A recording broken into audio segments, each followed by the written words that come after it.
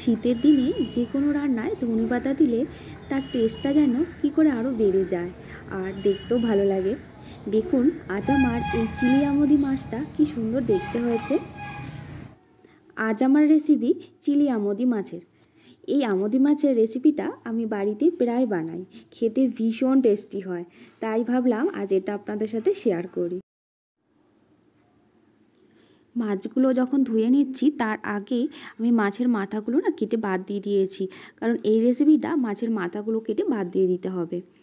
এবার আমি মাছে ভালো করে নুন আর হলুদ মাখিয়ে 10 মিনিটের জন্য রেখে দিচ্ছি। এতে খুব বেশি নুন মাখানোর দরকার নেই, কারণ এই আমোদি মাছ এমনিতেই সামুদ্রিক মাছ হয়, আপনারা জানেন। তো এটা এমনিতেই একটু লবণাত্মক হয়, তাই জন্য আমি প্রয়োজনের থেকে একটু কম পরিমাণে লবণ আর হলুদ মাখিয়ে 10 মিনিটের জন্য রেখে দিচ্ছি। এবার আপনাদের দেখাই এই রান্নার জন্য আমি কি কি নিয়েছি।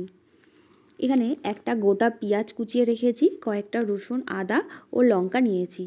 এবার আমি এই কুচিয়ে রাখা পেঁয়াজ, রসুন আর আদা আর লঙ্কার একটা পেস্ট করে নেব। আর অন্যদিকে আমি কিউব করে নিয়েছি টমেটো, ক্যাপসিকাম, পেঁয়াজটাকে। আর কিছুটা লঙ্কা, রসুন, আদা ছোট ছোট করে কুচিয়ে রেখেছি। আর মধ্যিখানে নিয়ে নিয়েছি কিছুটা ধনেপাতা। এবার দেখুন আমি পেস্টটা বানিয়ে নিচ্ছি পেঁয়াজ, আদা, রসুন আর লঙ্কার। এই দেখুন আমার পেস্টটা হয়ে গেছে। আচ্ছা, এরপর আমি মাছটাতে কিছুটা বেসন আর কিছুটা কর্নফ্লাওয়ার মাখিয়ে নেব ভালো করে। নুন হলুদ তো আগে থেকে মাখানো ছিল। আর তারপরে এই যে পেস্টটা বানিয়ে নিয়েছি পেঁয়াজ, আদা, রসুনের, সেখান থেকে 2 চামচ, বড় চামচের 2 চামচ পেস্ট এর মধ্যে দিয়ে দিচ্ছি। আপনাদের যদি মাছের পরিমাণ বেশি হয় তাহলে এই পেস্টটা একটু বেশি দিয়ে দেবেন। এবার এই সবগুলোকে ভালো করে আমি মাখিয়ে নিচ্ছি। আর এই চিলি আমোদি মাছ তৈরি করতে গেলে, রেসিপিটা করতে গেলে অবশ্যই টমেটো সস আর সয়া সসটা দিতে হবে, সেটা আপনাদের দেখানো হয়নি তাই দেখিয়ে দিলাম। আর এবার আমি গ্যাসে কড়া বসিয়ে দিয়েছি, তেলও দিয়ে দিচ্ছি। তেলটা গরম হলে আমি মাছগুলো ভেজে নেব। দেখুন আমার তেলটা গরম হয়ে গেছে। এবার আমি এক এক করে মাছগুলো দিতে থাকবো। আমি খুব বেশি মাছ একেবারে ভাজিনি, আমি 4টি মাছ দিয়েছি এখানে।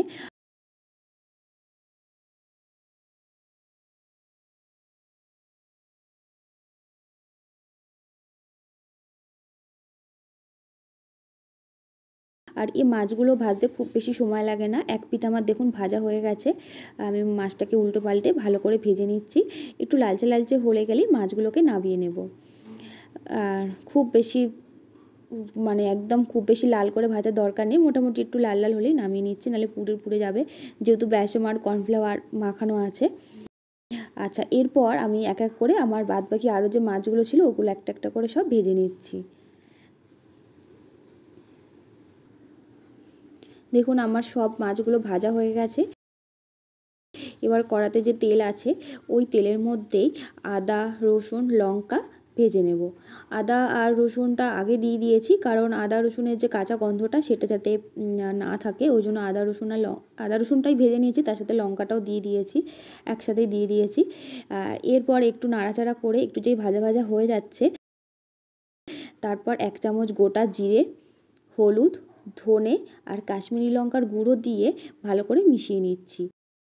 আচ্ছা, ভালো করে মিশিয়ে নেওয়া হয়ে যাওয়ার পর এর মধ্যে একটু চিনি ও একটু নুন দিয়ে আবারও মিশিয়ে নিচ্ছি।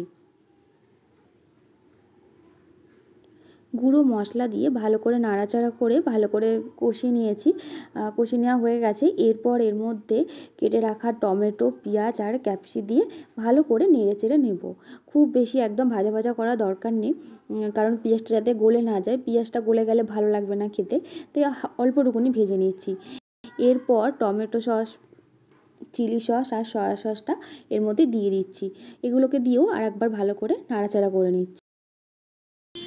এরপর আমি এক বাটি জল, ছোটো বাটির 1 বাটি জল এখানে দিয়ে দিলাম।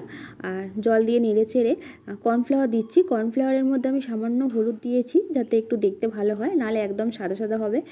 তো একটুখানি সামান্য হলুদ দিয়ে কর্নফ্লাওয়ার গুলে তারপরে এর মধ্যে দিয়ে দিচ্ছি, কড়াইয়ের মধ্যে দিয়ে দিচ্ছি, দিয়ে আবারও ভালো করে নাড়াচাড়া করে নিচ্ছি। এই সময়তে একটু জল দিলে ভালো হয়। আমার যে সসের বাটিটা ছিল ওটাই আমি একটুখানি জল দিয়ে ভালো করে বাটিটা ধুয়ে এর মধ্যে এই জলটাই দিয়ে দিয়েছি। খুব বেশি জলও দিতে লাগবে না। আর জলটা দিলাম এই কারণেই, কারণ এগুলো ধরে যাচ্ছিলো তলাতে, তাই সামান্য জল দিয়ে দিয়েছি। এরপর মাছগুলোকে একটা একটা করে কড়াইয়ের মধ্যে দিয়ে দিচ্ছি। কড়াইয়ের গ্রেভির মধ্যে একটা একটা করে মাছ দিয়ে একটু উল্টে পাল্টে দিচ্ছি, যাতে মাছের দু পিঠটাই গ্রেভির মধ্যে ভালো করে ডুবে যায়। ব্যাস ভালো করে নাড়াচাড়া করে নিয়েছি। এবার এটা আমার একদম তৈরি হয়ে গেছে। আমি এটা কড়াই থেকে নামিয়ে নিচ্ছি। এই দেখুন আমি কড়া থেকে নামিয়ে নিয়েছি। এটা একদম পরিবেশনের জন্য একদম পুরোপুরিভাবে রেডি হয়ে গেছে। কিন্তু সব শেষে ওই যে বললাম শীতের দিনে ধনেপাতা দিলে তার টেস্টটাই আলাদা হয়ে যায়, তাই উপর থেকে একটু ধনেপাতা ছড়িয়ে দিচ্ছি। ব্যাস তৈরি আমার গরম গরম চিলি আমোদি মাছ। তো বন্ধুরা, আপনারা তো দেখলেন আমি এই চিলি আমোদি মাছ কীভাবে রান্না করলাম। এইভাবে আপনারাও আপনাদের বাড়িতে এই রেসিপিটা করবেন, আপনাদের অবশ্যই ভালো লাগবে।